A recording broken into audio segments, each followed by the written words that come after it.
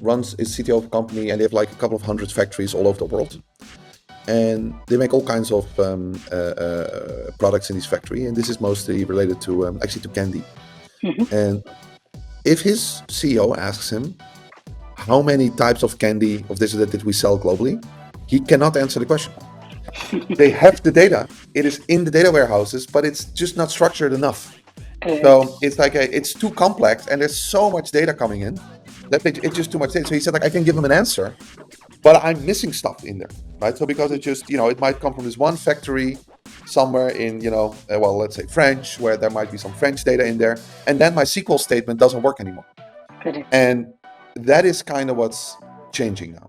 So you tell the database, hey, listen, there's all this kind of data, search it, find it for me, and it just starts querying itself, searching through it, outputting results. If you wanted to update stuff, it can do that too.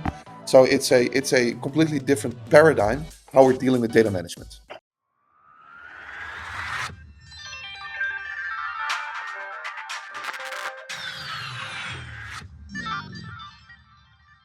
Hi, friends, and welcome to this exciting episode of Leading with Data, where we bring the perspective of industry leaders for all of you. Today, we have with us Bob van Luijt, who is currently the CEO and co founder of Weaviate. And during this discussion, we talk about what he means by AI native applications and hence AI native databases. And what would it mean to query a AI native database versus the databases which we use currently? So stay tuned for a very interesting discussion. Let's get going. Hi, Bob. Welcome to the show. Thanks And for having as you me. know, in this show, we talk to the leaders in industry, and the idea is to share their perspective with our community over here. So, I would just want to hear your story from your own perspective. So, how did you get into AI as a field, and what were some of the, let's say, most significant moments in this journey for you? Yeah. So again, thanks for having me, Andy. So for me, that journey started in 2015. So Hmm. that's when I started to work with machine learning, and in Hmm. my case, word embeddings. So next year, that's going to Interesting. be 10 years ago, right? So Wow. that's how long ago it is. And Mhm. the um, and one of the things when I was working with in these vector embeddings, so for the Mhm. people listening, it's the what the models did was that they tried to make relations between words, and the output of that was in vector space. And Mhm. that, I mean, that's a vector space itself is just geometry, so that's like very old. But Yeah. as a data type in how we use technology today in digital technology, it was newish Right. in the sense that it was so important in for machine learning, right? To represent, in this case, words to each other. And there Mhm. was like a just by experimentation and playing around with it, there was this idea born that's like, hey, actually, if we do this well, we can build better search and recommendation systems. It's Interesting. important to Mhm. bear in mind that this was all before AI was a big thing. So we call it still Yeah. machine learning. It was a super niche. But Um, the ImageNet and moment would have happened, and people would be searching what's the equivalent for exactly, NLP at that time. Yeah. exactly. Mhm. And then there was like this whole wake of AI and and an infrastructure was needed to support that. And all Yeah. these models, they process or they input or they output vector embeddings. And so we were there with Weaviate at the right time, at the right place. So in all honesty, I could have never had imagined how big this would become. So that's fantastic. But Yeah. I did not see that coming. I knew it was like it made sense to me. Like these models will get better, and they will they will become more prominent. But the way they exploded now is completely. I'm flabbergasted by that. Yeah. And was there any particular moment? Because, in those days, NLP, I think Spacey was getting popular at that time as a library. And, so almost NLP has had these three or four different versions, right? The first one was where you would do word counts, where you would do pruning of trees and then come at the right level. And then, Spacey came out and it almost simplified a lot of those workflows. And then the deep Mm. learning based NLP came out. So for you in this journey, were there any specific aha moments where you felt that, oh, this is game changing, and then did any particular instance had a huge impact on how you viewed this domain? Yeah. Um, so for us, the the models are very important, of course, to us when it comes to the thing that vectorizes, right? Hmm. And what we did in the early days was that we calculated centroids based on individual words, and that worked so, right? So it was like it was Yeah, not great. It hmm, worked, but it was like yeah, in So specific uh, cases. yeah, so there was excitement. So it was like, hey, something cool is happening there. Hmm. Then Bird was released out of Google, and Correct. what then happened was that we got sentence transformers. So Yeah. and the sentence transformer changed a lot for us because all of a sudden, for something outside of the vector database, Hmm. there was like an outside force, and that's the quality of the sentence embeddings. That was like, bam, the search results just went up through the roof, right? Yeah. And that was the first time of like, no, I would say the second time of like true excitement. So the first time was like with embeddings in general out of machine learning, Hmm. and then the sentence embeddings, and that was so much better. Yeah. And then we really knew like, okay, this is a thing. This is not just some kind of nice to have anymore. This is gonna be a business, and so that's a because bear in mind that I started working with it 10 years ago, but the business of Weaviate was not founded. That's only Right. 5 years ago. Right? Hmm. So it's a that was like a moment that I was like, okay, now things are gonna change. Interesting. And for people who don't know, so can you describe the current offerings of Weaviate, and was did it start that way, or there were, let's say, changes in what you do over time? Yeah, so Weaviate is the classic. We're just a classic open source story, right? Hmm. So you start.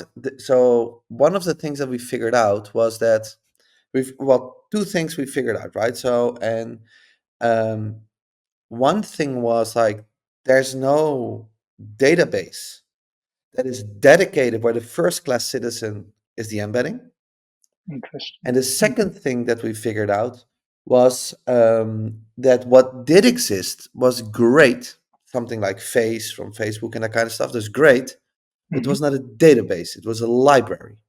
Right. So, and a library is very different to a database. So, if you go back in history, you Hmm. might see something like Solar or Elastic or nowadays Yeah. OpenSearch, where Lucene is the library, and then you got the database around it. Hmm. And we learned, of course, from these companies that, wrapping around the library came with its own challenges. So that's why we decided we're not going to do that. We're going to build it from scratch. And then what happened was that the community, developers from the community said like, oh, it's great that Weaviate does this, but now we need filtering. Or it's great that Right. it does this, but we have better results with hybrid search, and so on and so Hmm. forth. So, and where we are today is that we're even more tightly integrating with the generative models. Hmm. So, but that's a very classic open source story. So the offering that we have is also very classic, right? So the that comes about deployment methods, of course, the model integrations. But what's new is everything that we're doing is something that we call the workbench, right? So the Hmm. workbench that is like specifically tailored to what we like to call AI native use cases. So Hmm. that's in a nutshell what we offer and the history to that. And can you elaborate a bit on those AI native use cases, a few examples in terms of what kind of problems this workbench is best suited to solve? Yes. So everybody who's listening to this who might ever, worked on product in a company or run their own startup or those kind of things, they know that if you have like a very big category, or then if you focus on everything, then you focus on nothing, right?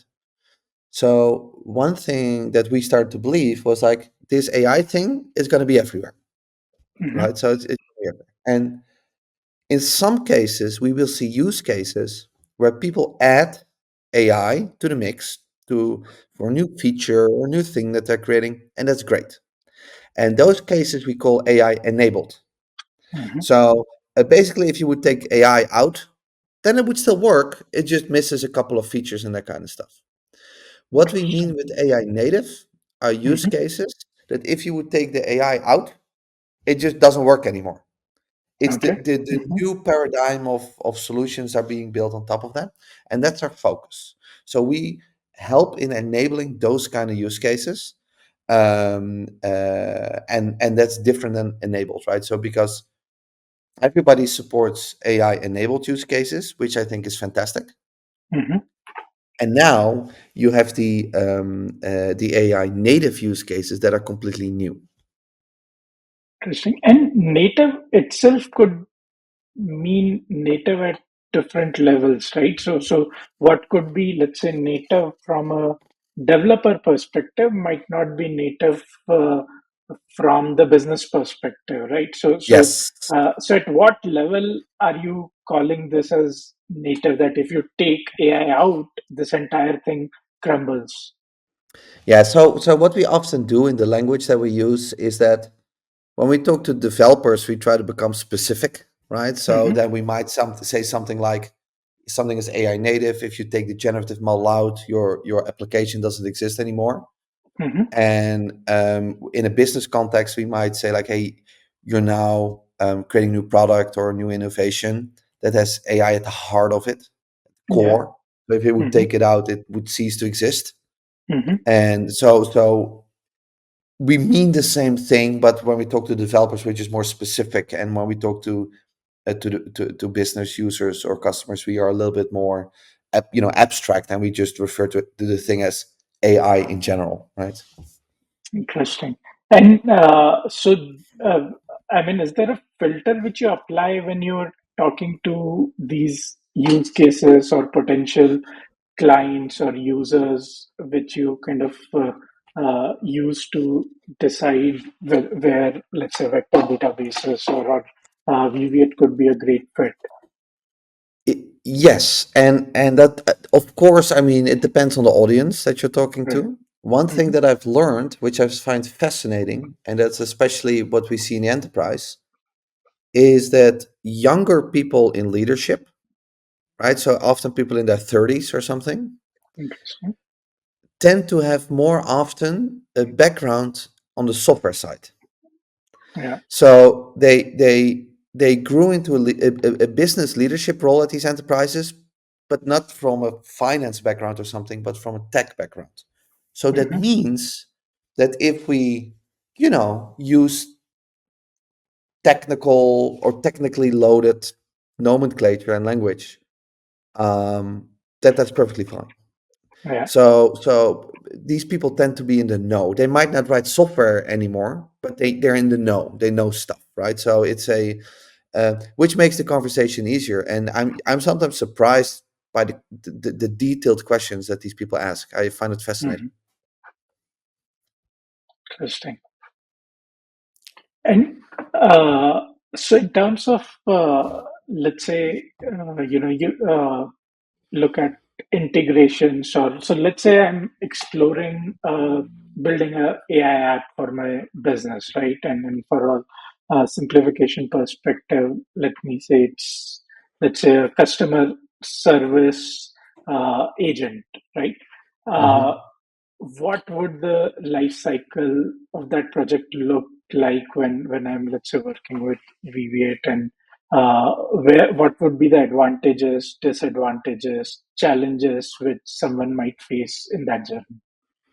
Yeah. So you use the interesting word agent, right? So Hmm. so what we like to say. So when there's an agentic service, so an Mhm. agent can be, or an agent is agentic, but an agentic service does not have to be an agent, right? Correct.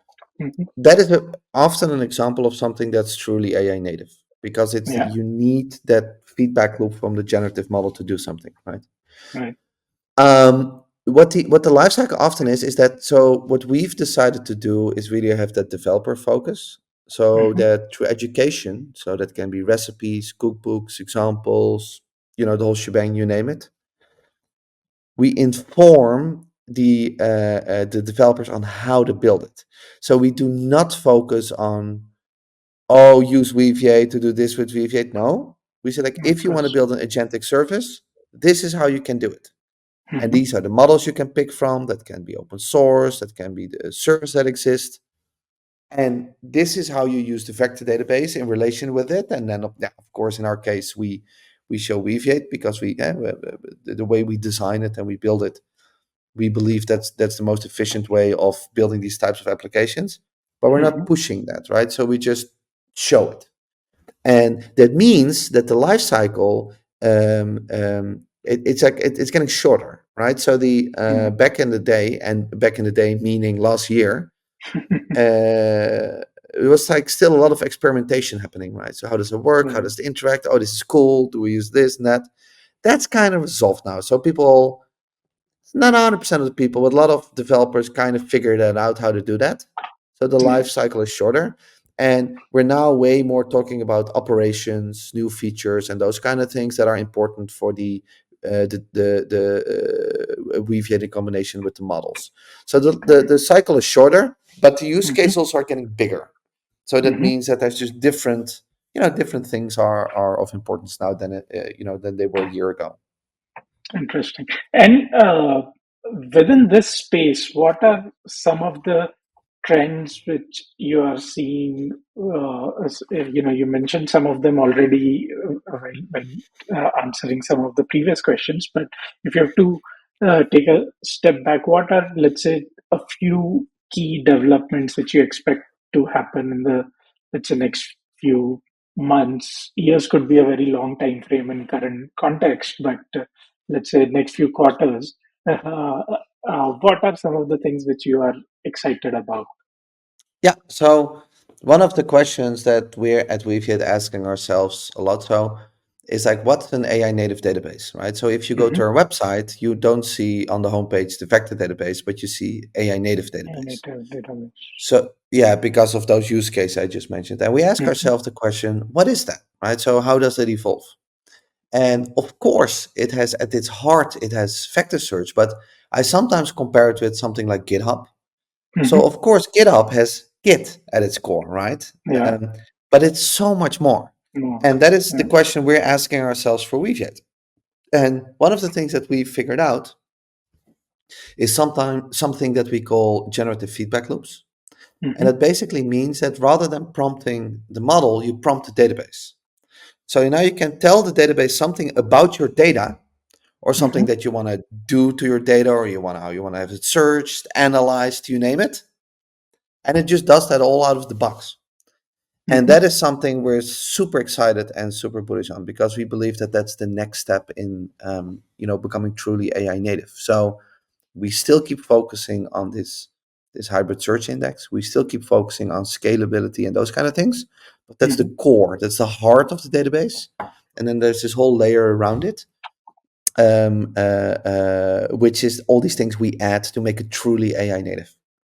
Interesting. So today people would add a layer of generative AI to their, let's say, Power BI dashboards or something which would essentially do this translation, that take a user query, convert it into a SQL query or whatever database they are using, and then that either join or search happens in that database.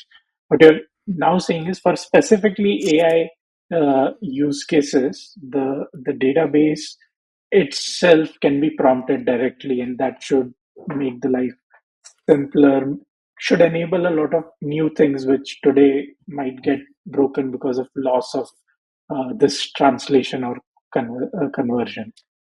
Yes. So let me give you an example, right? So the example that you Hmm. just gave with like the SQL example and BI tools, Hmm. that is something that I would call AI enabled, right? Hmm. Correct. Super It is. helpful, Yeah. adds lots of value. It's amazing, but it's an enablement for the end user. Right.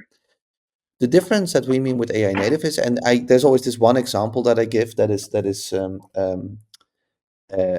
it's a very simple example, but you could, if you create a collection in the database, you can give it a prompt where you say, uh, every data object stored in here should be in American English. That's just a prompt. And now if somebody stores it in French, it just updates Interesting. it to be in English. But you can do anything. So it's like, it's almost like a form of materialized views, but then based on AI. So if you say it like, you know, um, uh, um, this is a data set with news items. Everything there's something about a soccer match, Hmm. do something, right? So you can prompt it with anything you want. And where now in the past we had humans optimizing the data, right? Or Hmm. cleaning the data, optimizing it, sorting it, organizing it. That's now all outsourced to the AI. And so it's a Interesting. truly what we believe AI native database. Interesting. And are there risks of hallucinations in this case when you're directly, let's say, prompting or working on the database? And second, and the related question to this is, are there any benchmarks which, let's say, people can refer to and then judge whether, this is, or how good this database is versus, let's say, the other options? So the first question is, sorry, what was the first question again? So, I are there any risks of failure? So, let's say there is a, yeah. database, and I say convert everything to American English. Would it hallucinate? And if it does, then there is a risk that my, this database, which was supposed to empower a production application, might start seeing some challenges. Yeah, so the short answer is yes, it could still hallucinate. But I think one of the changes here in the paradigm shift is that we have been working with these binary like chaining binary commands together since forever, right? If this, Hmm. then that, if this, then that, etc., etc. And we kind of reached the limits of that right now. So what we're now offering is that we say like, well, the binary chain is always, of course, 100% correct, but Yeah, we still missed the boat a lot, right? Because we didn't solve the unstructured data problem. So we now give you something else where we can't give you a 100% guarantee, but we believe it's better than the previous paradigm, right? got it. So that's why we have to. And then to the second question. So when we specifically talk about generative feedback loops, there's no benchmark yet, for the simple reason that it's very new, but we are working on it. So we're working on data sets where you basically can say like, hey, this is how you can test your GFL and those kind of things. So it's all very new. Yeah, yeah, interesting. Uh, so the user has to essentially make a choice depending on their own construct, whether they want to directly interact with this unstructured data, or they go into the if this then this, if this then this kind of a bigger loop, and then depending on their context, they might take a call what is a better choice for their Yes. use case. Yeah. I once spoke to a CTO Hmm. who runs is CTO of a company and they have like a couple of hundred factories all over the world. And they make all kinds of products in this factory. And this is mostly related to actually to candy. Hmm. And if his CEO asks him, how many types of candy of this or that did we sell globally? He cannot answer the question. They have the data. It is in the data warehouses, but it's just not structured enough. Right. So it's like it's too complex, and there's so much data coming in that it's just too much data. So he said, like, I can give him an answer, but I'm missing stuff in there, right? So because it just, it might come from this one factory.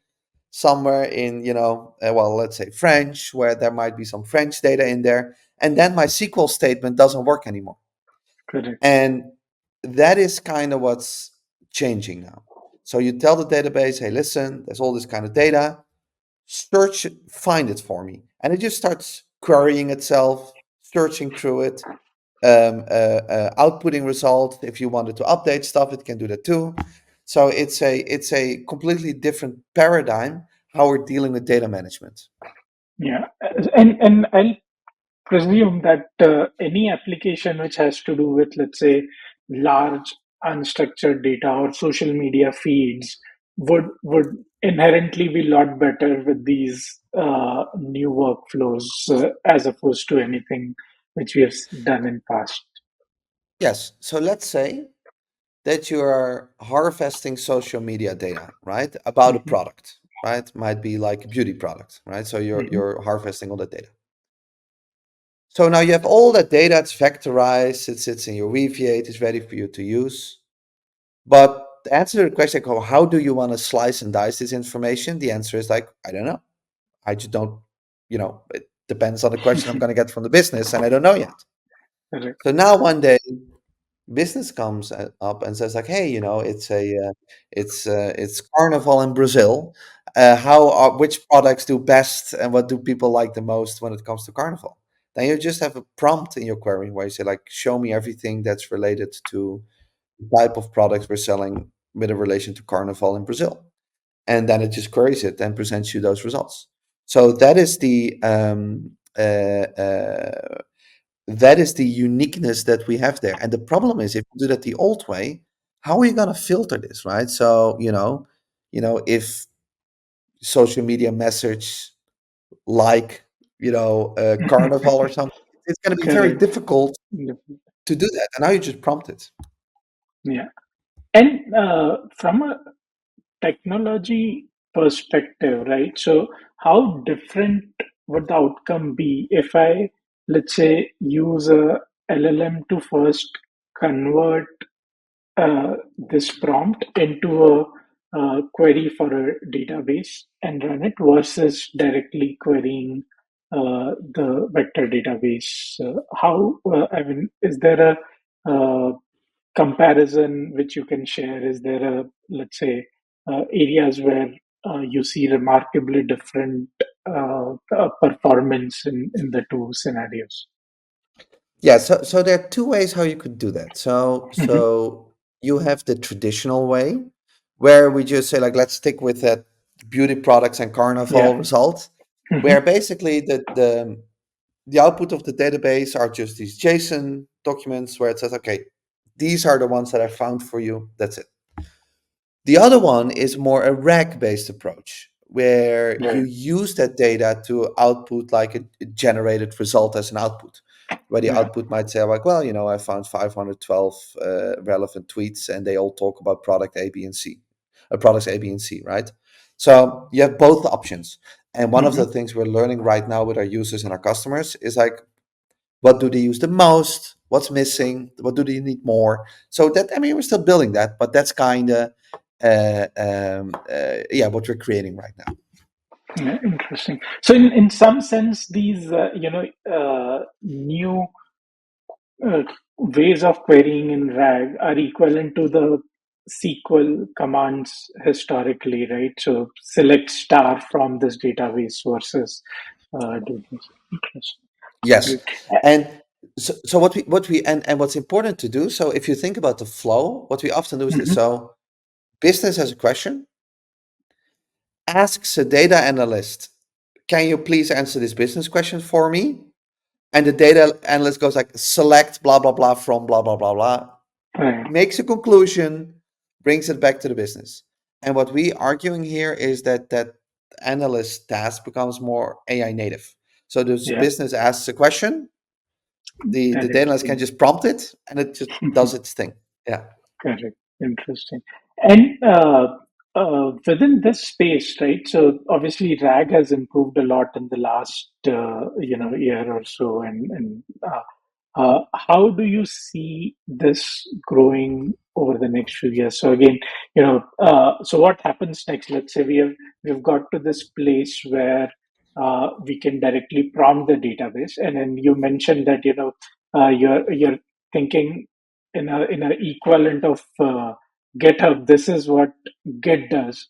Now, what is the GitHub like? So what does that larger vision behind uh, this look like? Yeah, so there are two answers to that question. So the first one is more implementation wise, if you will. And the other one is the usage or the use case based, right? Mm-hmm. So the implementation is like, so RAG today is extremely primitive, right? Yeah. So we throw data at a model, the model creates a vector embedding, vector embedding is stored in the database, then it's queried, now and so on and so forth. So one of the reasons that our product is called Weaviate is because we want to weave them more closely together, right? A lot of Mm-hmm. stuff that's happening to get it out of the model in the database and vice versa, that can be simplified and they can be more interwoven, right? So it just become more efficient to use. So that's one thing. The second thing is that the is that RAG is like one dimensional, right? So it's like query, vector embedding, database query, results, generative model output. So it's like it's one directional, not dimensional, directional, I mean.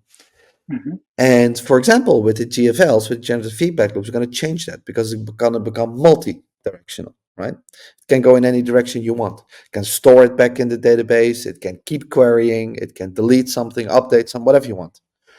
And that is very important because I think there we're going to see the most value. So RAG today is very primitive. It's Mm-hmm. amazing. It's great. We see amazing solutions for it, but we're just getting started. Interesting, interesting. And any specific ways in which you are, let's say, building community around this, or how does this knowledge of, let's say, if someone used Weaviate for a particular use case, which was very exciting, get shared between the community? Again, I'm trying to go back to the GitHub analogy that if I write a code, it also becomes the platform to share that with the larger audience. So is there something equivalent of Yeah. that in that vision? Yeah. So one of the uh, strategic pillars that we have at Weaviate, the pillar is simply called education. Hmm. And because we need to also, of course, show developers like how it works and what it does for them, right? How it helps them. And so we have quite a big community right now, and it's growing every day. And we keep explaining to people and we keep showing people this is how you do it. This is how you build these kind of things. So what's very normal is that the moment you release something like that, it's not that you're selling it the next day, right? So Yeah. what we're selling right now is the thing that we showed the world, a year ago, right? Correct. Or longer ago, right? So, Right. and then you keep building on top of that, and you keep building, building, building. So that stuff with like what comes after RAG, right? So the GFLs, for example, that takes some time for people to land, to understand what it does, how they can implement it, and those kind of things. And you Hmm. use the community to communicate that too, right? So that's Correct. how we do that. Interesting. And in terms of uh, let's say if I have to project this again in the coming few quarters, so obviously, GFLs clearly looks like one area which you are very excited about, and you Yes. think that would change. Uh, how do you see that translating for the community, and then let's say later for the enterprises, or the clients, or the people who are using Vivek? So do you see some sort of loop in which this goes, or how do you see this propagating? Yeah, so that's always a cycle an adoption cycle that you have to go through, right? So Hmm. if we go back in time, so when we had like first prototypes of Weaviate, Hmm. this was just before COVID. just before COVID. Oh, And wow. if I was at Okay. if I was at a conference and I went on stage and Mhm. I showed how I retrieved data with vector search, I got Interesting. questions from the audience where people were like, "Do you have some kind of a keyword mapping or something like it?" And I was like, "No, no, no, no, no, no. It's a machine learning model." And I had to show it and I had to give all these examples. And I can tell you one thing, that took a long time for people to see it. And then when people saw it, then whoop, the rocket took off, right? But Right. the I've been talking about that for long. So now with GFLs, of course, the upside that we have is that people understand RAG, people understand the model. So I'm assuming that the cycle will be shorter, but it's Right. still, you have to show It would people still have to be play same. with it. I still, if I now go on stage and I talk about this and I show it to people, I literally have people come up to me and they go like, "Oh, I didn't know that was possible. Oh my God, I saw what you just did, right?" And half of the audience still goes like, "I don't know what he just did there," right? So it's like that takes time for people to feel it, to understand it, to learn what it is, and that kind of stuff. Right. Interesting. And in terms of Viviet's own journey, right? So you obviously started. I think you obviously mentioned before COVID, but 2018, 2019 is I think when you started, right? So how has been that journey from a business front, and were there any, let's say, challenging periods? How was COVID for you? So how was this journey to reach to where you are today? Yeah. Um, so we just started before COVID, like just Hmm. before COVID. So when COVID happened, that was like for us kind of, yeah, we just started, so we just deal with it, right? So from that perspective, it wasn't that big of a problem. It's just nice Hmm. because your burn rate goes down. So that's like True. from that perspective, it was nice. Hmm. But the what I had to learn as founder, and so there we have my other co-founder is a CTO right now. Of course, is building the database and the product and those kind of things. But I had to figure out like how does open source business actually work, Right. and it's not that you just that you buy a book somewhere, you read the book, and you go like, "Dang, I get it." Right? It's you need to learn this. Correct. It's a skill, right? There's a skill Yeah. to it. And the second thing, we also got lucky, right? So the fact that everything what happened with I did not see that one coming. I mean, I Right. knew that something would happen in the sense like that it would get better, but not at the Right. scale that it did. So Correct. that's also something you need a little bit, right? So that you just get a Yeah. little bit help by the market and those kind of things. So that cocktail, and also I really like running the business. I didn't knew that I would appreciate that so much. So uh, it's a mixture of those kind of things and how we got through that with COVID.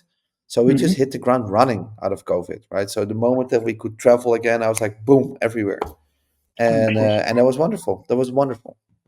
Hmm. Interesting. And during this period, were there any points where you thought that your product offering is probably going to take longer than what it was taking for adoption, or it was always that it took shorter than what you expected? Uh, so um, that's a great question. Let me think what the answer is to that question. What did I think with these cycles? So let me try to answer it this way. So it might not be Mhm. 100% answer to your question, Sure. but let me try to answer this. We done everything product led, Hmm. and if you do stuff product led, you notice what works through the market, right? So I believe Hmm. there's like a VC, I don't know which one, but who once wrote like if you have product market fit, it's like somebody putting two fingers in your nose and pulling you towards them. That is kind of what we felt, Right. and we Hmm. were like, whoa, right? So all of a sudden, people started to sign up for the SaaS service and those kind of things, and there was very much a pull motion from the market, that the market say, why can't we buy this from Weaviate? Why don't you have that to buy? Hmm. And that was great because then we knew exactly what to build. You have to be careful with that though, because if you wait too long, then it might take too long to get there. But that's kind of what. So that's not exactly like an answer to your question. So that doesn't say about the time of the cycles, but it was more that if you go through the cycle well, the Hmm. market will tell you. It will give you Right. those kind of signals. Signals. Correct. Interesting. And today, how big is your community pool or user pool? How many people use Viviate for these empowering these applications on uh, day-to-day basis, or whatever stats you can share Sure, in sure, terms sure, of sure, sure. scale? Yeah. So I've for those listening who are interested, I sometimes share these things on LinkedIn as well. So um, so if we look at it from a pipeline perspective, right? So Hmm. we have, and I'm saying this from the top of my head, but we have a couple of thousand downloads every day that goes into the into the 5 digits, and on a good day it goes into 6 digits, right? That's on a daily Oh, basis. That's data that we're collecting. But what's very important to bear in mind here is that I need to place an asterisk here, that in the early stage of building an open source company, that data is very important. But when your company grows, um, um, the role of that data changes, because people yeah. have test pipelines. If somebody at Google starts to use your technology, that's great. But that doesn't mean that they're going to pay, but you're going to be like in a gazillion test pipelines. So these numbers go up, right? So Yeah. my point is, but that's the starting point. That funnels all the way down. So you have open source users, then that gets into people going to production, right? And we are now serving customers on all continents and in almost all US states, except for the continent of Antarctica. But for the rest, everywhere. So we have almost all states in the US, almost all countries in Europe. We have a couple of countries in Africa, Asia, of course, the countries. So that's going pretty well. So I'm very happy with that. Interesting. Thanks for sharing that. I just want to double click on the fact that how do you build business along with a open source product, because that's something which you have gone through this experience of building it. So reflecting back on this journey, right? What are, let's say, top three learnings you had, or three things which you learned while building this business, which you would want to share with someone who is, let's say, starting that today? So assume that, let's say, I have a data product which I'm open sourcing, but I also want to run a business along with it. What would be some of the things I can learn from you so that I don't make mistakes which probably other people have made? Yeah, so first of all, I'm not religious about open source. So it just Hmm. I so the first thing with open source is that everything around your company, so that is your branding, your presentation, and those kind of things, the community you're building, is influenced by the open source nature of your company. And it still can go in different directions, but that's an important thing to bear in mind, right? Hmm. So there's nothing wrong with closed source. It's just different, and it creates a Yeah. different community, different those kind of things. That's one. Uh, the second thing is that you need to become very aware of what the job to be done is, right? Hmm. So for people who are not familiar with it, then they should just Google or ask a model, what's the job to be done framework. Then they see this explained, but it basically means that what you think you're selling might not be what the customer is actually buying. Buying. So what happens with your technology, especially if it's open source, is that you create value Yeah. and you want to capture some of that value. But what you need to figure out is like, what is the thing that you can actually capture, right? So you can go to a more premium slash open core model, where I say that we Hmm. add a couple of features around the open source database. Or you can say we keep it open source, but we add different capabilities around this. This is what we've done at Weaviate. And Yeah. so you could compare it with like a big pie, right? So it's like a so the closed source pie is smaller, Mhm. but if people swipe their credit card or pay an invoice, right, they you eat the whole pie. With open source, you have a huge pie, and you need to figure out how do you eat a big slice of the pie, right? So that's a big Mhm. difference. And so that's why you use open source. So you use open source to monitor and see what the value is that people are getting. So I often talk to a lot of founders of early stage open source startups, Mhm. and they ask me like, it's like pre-seed startups, right? And they go like, how should I make money or those kind of things. And I said like, I would highly recommend you just don't think about that at all right now. Just create value, grow the pie, and And then, observe what the value is that you're creating, right? right. Mhm. So that's and the third thing is that when your company matures, like it does for us, is that your open source community starts to become your funnel, right? So you're top of funnel. So Yeah. you you figure out what the value is that you're creating, and then you invite your users like, hey, look, it's amazing what you're doing. Look, we can help you. We have something here that helps you additionally. Sure, you have to pay for that because it can come in the form of like additional features or support or those kind of things. But that's then the third step. So the role of open source changes, and as far as I've seen it now, there are three stages. I'm not at the third stage yet. So the third stage would be the open source company that goes public, right? Yeah. Like an IPOs. Is at first it is determining your market fit, right? So it determines you have market fit with what you're building. The second one is that it starts to function as your funnel. And the third one is, and this is what I've been told by CEOs who run these post IPO open source companies, is that it builds Mhm. trust with your customer base. You're transparent about what you're doing, right? And that those, I believe, are the three stages of building an open source business. Interesting.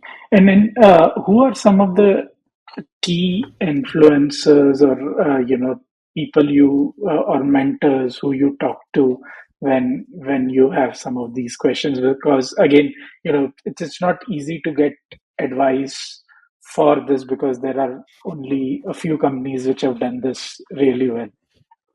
Yeah, so it's that's an excellent question, and I literally went through this. I was like, where do I start? How do I do this? Right. So I've been talking to a lot of people, and so first of all, a lot of people come to mind because people have been very generous in their help, how they've been helping me. But if I have to pick one person, he's also an advisor to the company. That's a guy by the name goes by the name of Sam Ramji, and Sam. Not sure if he's listening, but if he is, hi Sam. But he he's like an open source veteran, and I remember that he was a big inspiration to me when um, many years ago. I believe he was back then the CEO of Cloud Foundry, but I might be mistaken.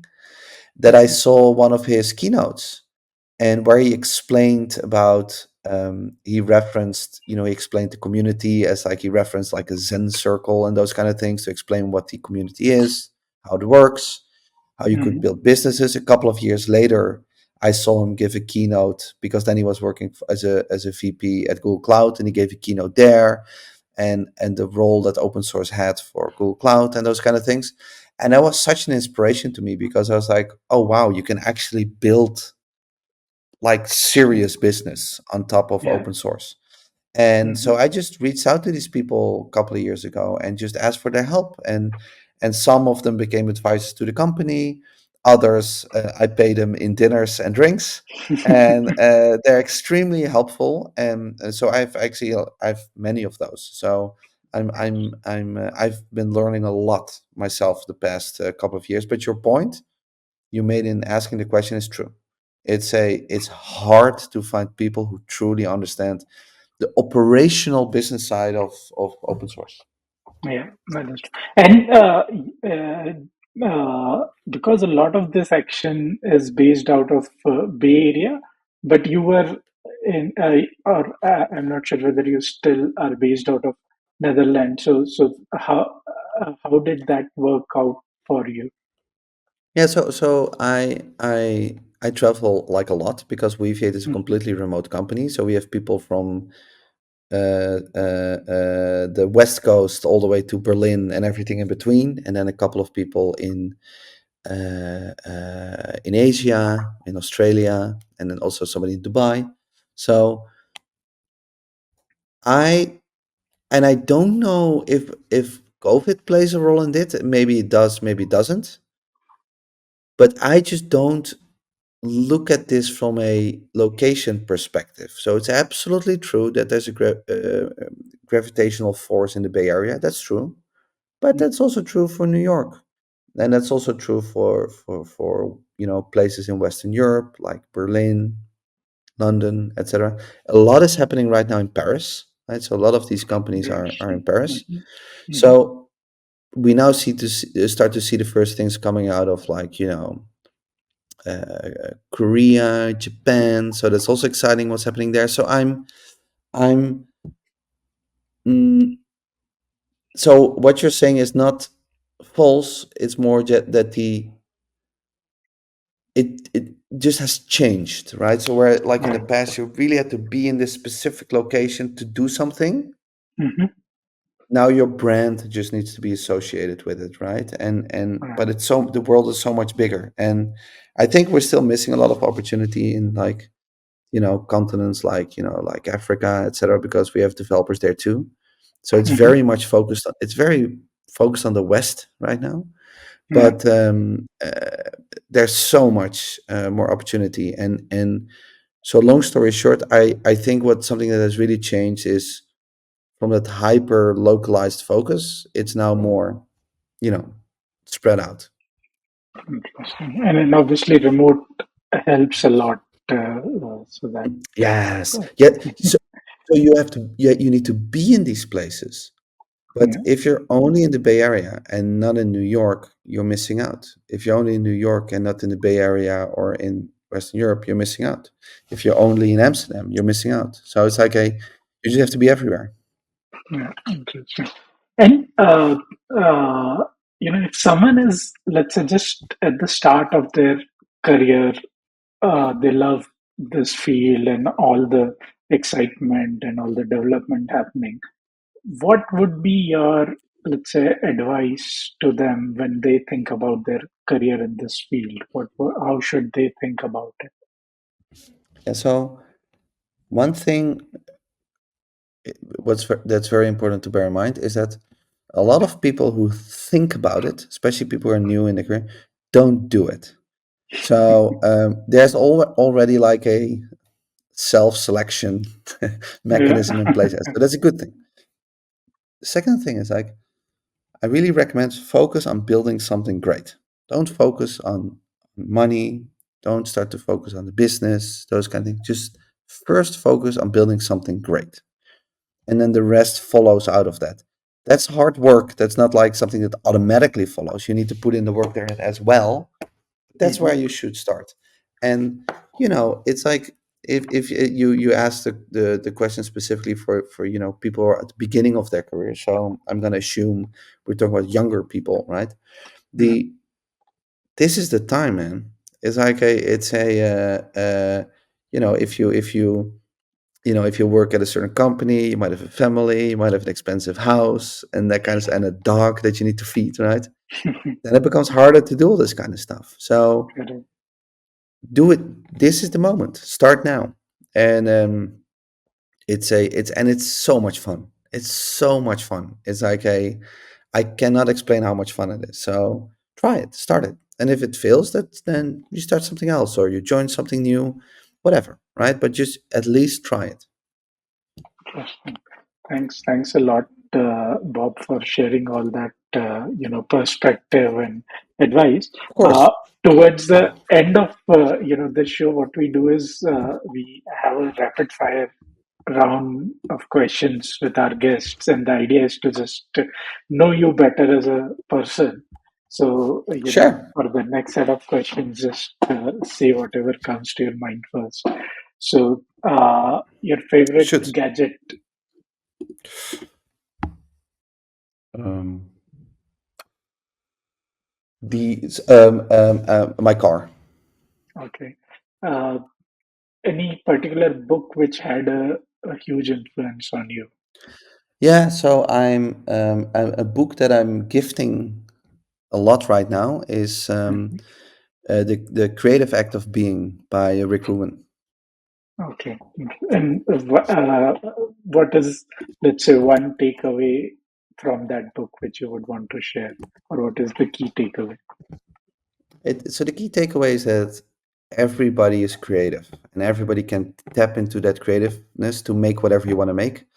Can Mhm. be music, can be a dish, can be a software startup, doesn't matter, right? So you and that's the takeaway of the book that I think we should celebrate more. Interesting. And your favorite way to unwind after your long day or over the weekends? Oh, sorry, one more time. Your favorite way to unwind after, let's say, a long day or over the weekend. So, how do you typically spend your non-work time? Yeah, so that goes back to my first answer that the I just love to just get in my car and then drive in no specific direction to relax, listen to music, Mhm. reading, that kind of stuff. Just that's the way I like to relax and to chill. Yeah. Okay, great. Thanks a lot, Bob, for answering those, and Of course. great perspective. I think personally, great to have this perspective about building open source based business, because it's a tough one. So thanks a lot for sharing Thank you. those, and thanks a lot. Thanks for having me.